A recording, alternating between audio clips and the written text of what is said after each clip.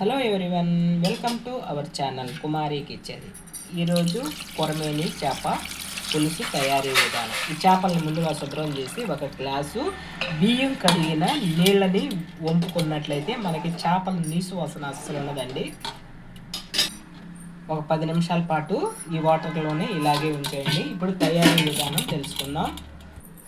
కొరమేని పులుసుకి కావాల్సిన పదార్థాలు తెలుసుకుందాము. ఇప్పుడు 2 ఆనియన్స్, పెద్ద పెద్ద ఆనియన్స్ అండి. ఇవి 4 టమోటాలు. ఇప్పుడు ఒక మిక్సీ జార్ తీసుకొని ఇందులో హాఫ్ ఆనియన్స్ని వేసుకోండి. అంటే 2 ఆనియన్స్ వేసుకోవాలి. ఇప్పుడు పోపుకి ఒక హాఫ్ ఆనియన్స్ని ఉంచుకోవాలి. అలాగే ఒక హాఫ్ టమోటాలు వేసుకోండి. అలాగే ఒక హాఫ్ స్పూను జీలకర్ర, హాఫ్ స్పూన్ ధనియాలు వేసుకోండి. ఈ సైజు అల్లం ముక్క వేసుకోవాలి. ఒక 4-5 వెల్లుల్లిపాయలు వేసుకోండి. ఒక 5 పచ్చిమిర్చి వేసుకోండి. కొంచెం కొత్తిమీర, కొంచెం కరివేపాకు బరగ్గా పట్టుకోవాలి. వాటర్ వేయాల్సిన అవసరం లేదండి. చూడండి, ఇలా బరగ్గా పట్టుకోండి. మరీ మెత్తగా పట్టకుండా కొంచెం బరగ్గా పట్టుకోండి.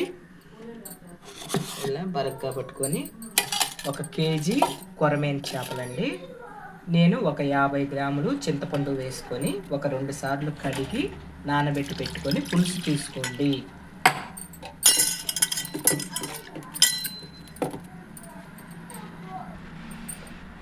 ముందుగా గ్యాస్ ఆన్ చేసుకొని చేపల పాత్ర పెట్టుకోండి. ఇందులో ఆయిల్ వేసుకోండి. ఆయిల్ బాగా హీట్ అవనివ్వండి. కొంచెం ఆయిల్ హీట్ అయిన తర్వాత ఆవాలు, జీలకర్ర, మెంతులు వేసుకోవాలి. పోపు ఇలా వేగిన తర్వాత కట్ చేసిన హాఫ్ ఆనియన్, కరివేపాకు వేసుకోండి. ఆనియన్స్ వేగిపోయాయి కదండి. ఇప్పుడు టమాటాలు వేసుకోండి. ఇందులోనే ఒక 1/2 స్పూను అల్లం వెల్లుల్లి పేస్ట్ వేసుకోండి. పచ్చి వాసన పోయే వరకు ఫ్రై చేయండి.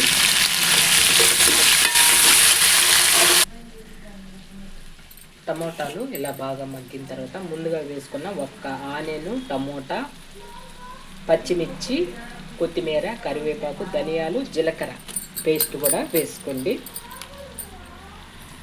పేస్ట్ని మరీ మెత్తగా చేయకూడదండి. ఇలా బరగ్గా వేసుకోవాలి.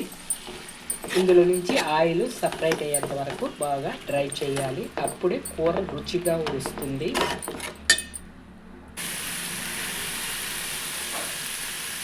ఆయిల్ ఇలా పైకి తేలుతున్నప్పుడు స్పైసీగా మీ కారానికి తగ్గట్టు కారాన్ని వేసుకోండి. నేనైతే 5 స్పూన్ల కారం, టేస్ట్కి సరిపడిన ఉప్పు, పసుపు వేసుకుంటున్నాను.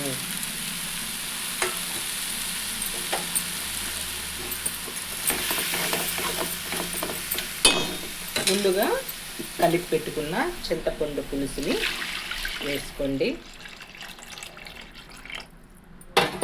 అలాగే 1 గ్లాసు వాటర్ వేసుకోండి. పులుసు మరగనివ్వండి.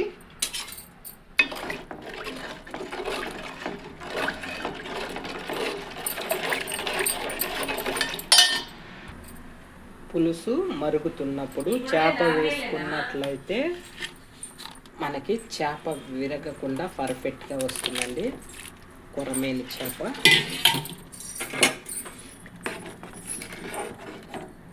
ఇప్పుడు పులుసు బాగా ఉడకనివ్వండి.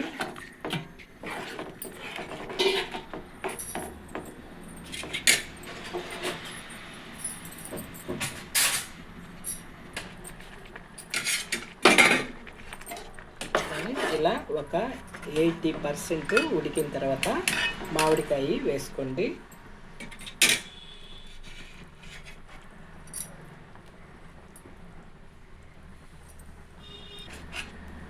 మామిడికాయ వేసుకున్న తర్వాత మరొక 10 నిమిషాలు బాగా సిమ్లో పెట్టి కూరని ఉడికించుకున్నట్లయితే మంచి రుచిగా వస్తుందండి.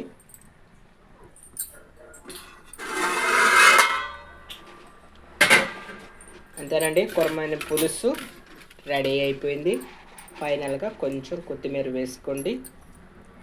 ఈ రెసిపీ మీకు నచ్చినట్టయితే ప్లీజ్ లైక్ చేయండి, షేర్ చేయండి, సబ్స్క్రైబ్ చేయండి. ఓకేనండి, మరొక రెసిపీతో మళ్ళీ రేపు కలుసుకుందాం. Okay, bye.